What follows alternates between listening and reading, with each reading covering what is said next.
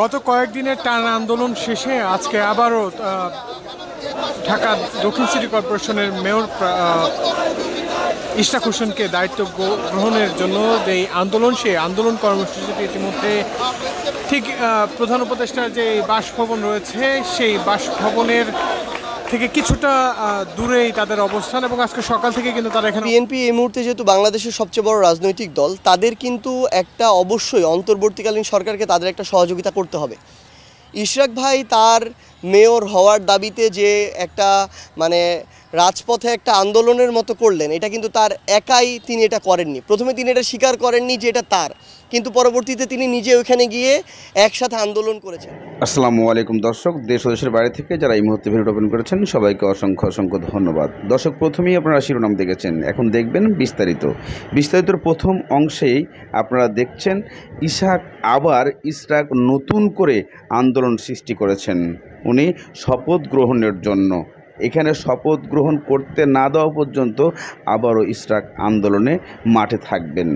এদিকে সার্জিস আলম বলেছেন যে নির্বাচনই বৈধ ছিল না, সেখানে আবার বৈধ কিভাবে হয় একজন মেয়র, এমন মন্তব্য তুলে ধরায় উঠে এসছে অনেক কিছু তথ্য।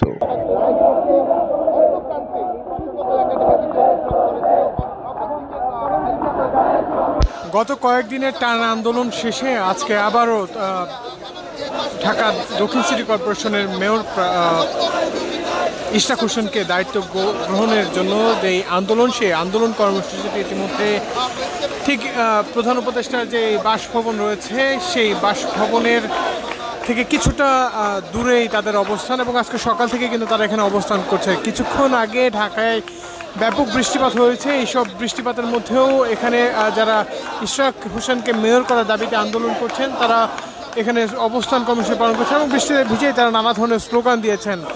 এখন পর্যন্ত প্রায় 2 ঘন্টা বৃষ্টি শেষে আবারও তারা তাদের যে অবস্থান যেখানে ছিল সেখান থেকেই ব্যাপক আকারে স্লোগান দিচ্ছেন। পাশাপাশি মৎস্য ভবন এলাকাটিও কিন্তু পরিপূর্ণভাবে ইশরাক হোসেনের যেই পক্ষের জনগণ আছেন তারা সেখানেই অবস্থান নিয়ে তাদেরকে সমর্থন জানাচ্ছেন।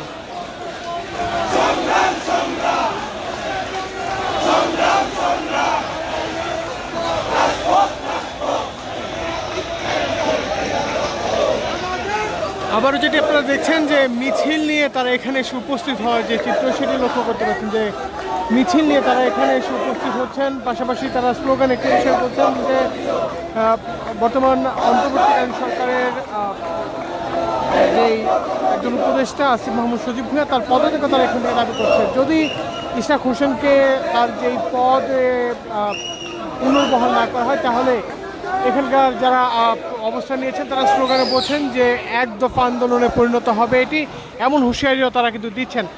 আমরা যদি আপনাকে একটু দেখানোর চেষ্টা করি যে আবারও কিন্তু এই মোড়টি লোকে ভরপুর হচ্ছে। আমরা দেখছি যে নাইটেঙ্গেল মোড়, পাশাপাশি মৎস্য ভবন থেকেও বিভিন্ন স্থান থেকে এখানে অনেকে এসে উপস্থিত হচ্ছেন। তারা বলছেন যে তাদের যে দাবি সেই দাবিটি আদায় করতেই তাদের যে চলমান কর্মসূচি সেটি চালিয়ে যাবেন। আপনারা এতক্ষণ যেটি দেখছিলেন সেটি আসলে বেশ কয়েকদিন ধরেই তারা নগর ভবন সচিবালয় দিকে মার্চ করেছিল, তবে আজকে তাদের যে মার্চ সেটি যমুনা অভিমুখে ছিল, এবং তারা কিন্তু কাকরাইল মোড়ের ঠিক প্রধান বিচারপতির যে বাসভবনটি রয়েছে তার পাশে অবস্থান নিয়েছেন, এবং সেখান থেকে তারা তাদের আন্দোলন কর্মসূচি চালিয়ে যাচ্ছেন। আমার কাছে মূলত এই ছিল এখন পর্যন্ত এখান থেকে সর্বশেষ। এছাড়া যে কোনো ধরনের রাজনীতি, বিনোদন, খেলাধুলা এবং আন্তর্জাতিক সংবাদ পেতে মানবজমিনের সঙ্গেই থাকবেন। বিএনপি এই মুহূর্তে যেহেতু বাংলাদেশের সবচেয়ে বড় রাজনৈতিক দল, তাদের কিন্তু একটা অবশ্যই অন্তর্বর্তীকালীন সরকারকে তাদের একটা সহযোগিতা করতে হবে। ইশরাক ভাই তার মেয়র হওয়ার দাবিতে যে একটা রাজপথে একটা আন্দোলনের মতো করলেন, এটা কিন্তু তার একাই তিনি এটা করেননি। প্রথমে তিনি এটা স্বীকার করেননি যে এটা তার, কিন্তু পরবর্তীতে তিনি নিজে ওইখানে গিয়ে একসাথে আন্দোলন করেছেন। এটা ইভেন তার এককও না, আমরা মনে করি এটা বিএনপির দিয়ে দেয়া একটা কর্মসূচি। অবশ্যই সেই জায়গা থেকে তিনি নগর ভবনের সামনে আন্দোলন শুরু করলেন, সেখান থেকে তিনি হাইকোর্টের সামনে দিয়ে মৎস্য ভবনে আসলেন, মৎস্য ভবন থেকে তিনি যমুনার সামনে আসলেন, এবং সেখানে তিনি একাধিক দিন অবস্থান করলেন। আমরা অবশ্যই এটা মনে করি যে বিএনপির পক্ষ থেকে এটি সরকারকে একটি চাপ দেওয়া, দ্রুত যেন নির্বাচনটা হয়। কিন্তু বিএনপি তাদের জায়গা থেকে বলছে তারা ডিসেম্বরের মধ্যে ইলেকশন চায়, অন্তর্বর্তীকালীন সরকার বলেছে ডিসেম্বর থেকে জুনের মধ্যে করবে। অন্তর্বর্তীকালীন সরকার তার এখনও সংস্কারের কার্যক্রম শেষ করে নাই বা ঠিকমতো শুরুও করে নাই। আসলে অন্তর্বর্তীকালীন সরকার এখন পর্যন্ত একটা হত্যাকাণ্ডের বিচার করে নাই। সেই অন্তর্বর্তীকালীন সরকার এখনই তো একটা মাস নির্ধারণ করতে পারে না, তারা একটা টাইম ফ্রেম দিয়েছে, এই টাইম ফ্রেমের মধ্যে তারা করবে, এখানে আমাদেরও কারো দ্বিমত নেই। সো এখানে বরং আমরা আমাদের জায়গা থেকে যেটা মনে করি যে দেখেন, ইশরাক ভাইয়ের এই ইস্যুটাই যদি বলেন, আমরা প্রত্যেকটা নির্বাচনকে, স্পেশালি আওয়ামী লীগের সময় বিগত 3টা নির্বাচনকে আমরা অবৈধ নির্বাচন বলছি। সেই অবৈধ নির্বাচনে একজন বৈধ মেয়র কিভাবে হয়? তাহলে তো আলটিমেটলি ওয়ার্ড কাউন্সিলর থেকে শুরু করে প্রত্যেকজন সংসদ সদস্য যারা আছেন, যারা নির্বাচিত হননি, তাদেরকে দিয়ে সংসদ গঠন করা উচিত। তাদেরকে দিয়ে অন্যান্য প্রত্যেকটি যে জায়গা, যারা দ্বিতীয় ছিলেন আর কি ভোটে, তাদেরকে দিয়ে প্রত্যেকটি জায়গায় বসিয়ে ওইভাবেই তো তাহলে রাষ্ট্র ফাংশন করা উচিত। তিনি এককভাবে এটি করতে পারেন না। আমরা দেখি যে চিটাগংয়ে এরকম একজনকে দিয়ে দেওয়া হয়, আমরা দেখি আবার এটা যদি বরিশালে দেখি, বরিশালে দিয়ে দেওয়া হয় না।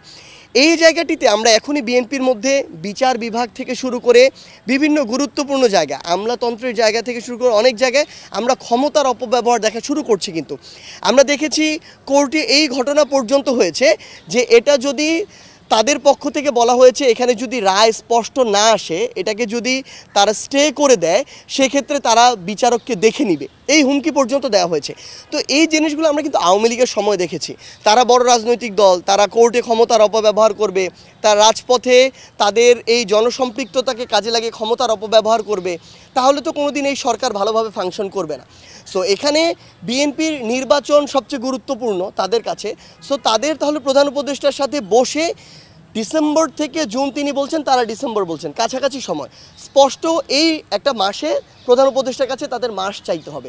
এটার জন্য তারা নির্দিষ্ট কোনো একটা দাবিতে যমুনার সামনে চলে আসবে, যমুনাকে ব্লকেট করে রাখবে। আমরা মনে করি এটা অবশ্যই এই যে চেষ্টাটা, এই চেষ্টাটা কখনো ভালো চেষ্টা না, এবং এই চেষ্টাটা আসলে রাষ্ট্রকে ভালোভাবে ফাংশন করতে দেয় না। আরেকটা জিনিস লক্ষ্য করেন, আমাদের ভাই, আমাদের সহযোদ্ধা সাম্য হত্যা হয়েছে, আমরা সাম্যের বিচার চাই এবং দ্রুত সময়ের মধ্যে দেখতে চাই। কিন্তু ইভেন আমাদের সাম্য, আমাদের এই সহযোদ্ধা ঢাকা বিশ্ববিদ্যালয়ের পাশে সোহরাওয়ার্দী উদ্যানে এই ঘটনা ঘটেছে। এই যে এই সংক্রান্ত যে দাবি দেওয়া বা যে আন্দোলনটা, এটা তো ঢাকা বিশ্ববিদ্যালয় কেন্দ্রিক হতে পারতো, কিন্তু সেখানে হয়নি, ফাইন, সেটা শাহবাগে হতে পারতো, শাহবাগে হয়েছে। কিন্তু এখানে আপনি যদি একটা জিনিস লক্ষ্য করেন, শাহবাগে সাম্য হত্যার, আমরা যেটা দেখেছি প্রত্যক্ষভাবে, সাম্য হত্যার বিচারের দাবিতে আন্দোলনের স্ট্র্যাটেজি, আন্দোলনের সময়, আন্দোলনের ধরন যেমন হওয়ার কথা ছিল সেটা তেমন ছিল না। সেটা ছিল শাহবাগকে ব্লকেট করে সরকারকে একটা চাপে রাখার বিষয়। একদিকে কাকরাইলের দিকে যমুনাকে ব্লকেট করা হয়েছে, আরেকদিকে শাহবাগের দিকে ব্লকেট করা হয়েছে, অর্থাৎ যমুনাকে বোথ সাইড দিয়ে ব্লকেট করা হয়েছে। এখন কিন্তু ওইটা আমরা আবার দেখছি না। তাহলে আপনারা এখনও সোহরাওয়ার্দী উদ্যানে যেখানে হয়েছে সেখানে আবার এটা করেন, এটা করা উচিত। আমরা চাই আমাদের ভাই সাম্য হত্যার বিচারটাও, কিন্তু এটা হচ্ছে না। সো আমাদের সামগ্রিকভাবে যেটা মনে হয়েছে যে বিএনপির পক্ষ থেকে আসলে এখানে এই জিনিসটা সরকারকে চাপে রেখে দ্রুত নির্বাচন আদায় করার একটা প্রসেস ছিল। এবং এখানে আমাদের অভ্যুত্থানের দুইজন সহযোদ্ধা ছিল, আসিফ এবং মাহফুজ, ওনারা ওনাদের জায়গা থেকে পদত্যাগের কথা কী কারণে বলছেন? তাদের কথা হচ্ছে যে তারা মনে হয় পরোক্ষভাবে এনসিপিকে সহযোগিতা করছে। তারা তাদের জায়গা থেকে শুধু এটুকু দেখাক যে তারা দুইজন, আমাদের সহযোদ্ধা, আমরা একসাথে লড়াই করেছি, তারা সরকারে থেকে আমাদেরকে কতটুকু ফ্যাসিলিটেট করেছে। আর সরকারে, একদম সরকারে, আমলাতন্ত্রে, বিচার বিভাগে, আইন শৃঙ্খলা রক্ষাকারী বাহিনীতে, প্রত্যেকটি জায়গায় বিএনপির যারা বিএনপির রাজনীতি করে, যারা বিএনপির সহানুভূতি প্রত্যাশা করে, এই আমলারা, এই বিচারকরা, এই বিভিন্ন আইন শৃঙ্খলা রক্ষাকারী বাহিনীর সদস্যরা বিএনপিকে কতটা সহযোগিতা করেছে। বাংলাদেশের প্রত্যেকটা, আপনি জেলায় যান, উপজেলায় যান, আপনি ডিসির সাথে কথা বলেন, ইউএনওর সাথে কথা বলেন, কোন সুযোগ সুবিধাটা কোন রাজনৈতিক দল সবচেয়ে বেশি পায় কিংবা জোর করে আদায় করে নেয়, সেটা আপনি বোঝার চেষ্টা করেন। সো সামগ্রিকভাবে আমাদের যে জিনিসটি মনে হয়, অলরেডি তারা তাদের জায়গা থেকে যতটুকু পাওয়ার তার চেয়ে অনেক বেশি পাচ্ছে। কিন্তু কেন তারা এই নির্বাচনের একটা জুজুর ভয় তাদের ভিতরে কাজ করছে, এটা আমাদের বোধগম্য নয়। তারপরে যদি তাদের এটা থাকে, আমরা মনে করি এভাবে রাজপথে বিশৃঙ্খলা সৃষ্টি না করে তাদের সরাসরি ডক্টর ইউনূসের সাথে, সরকারের সাথে গিয়ে।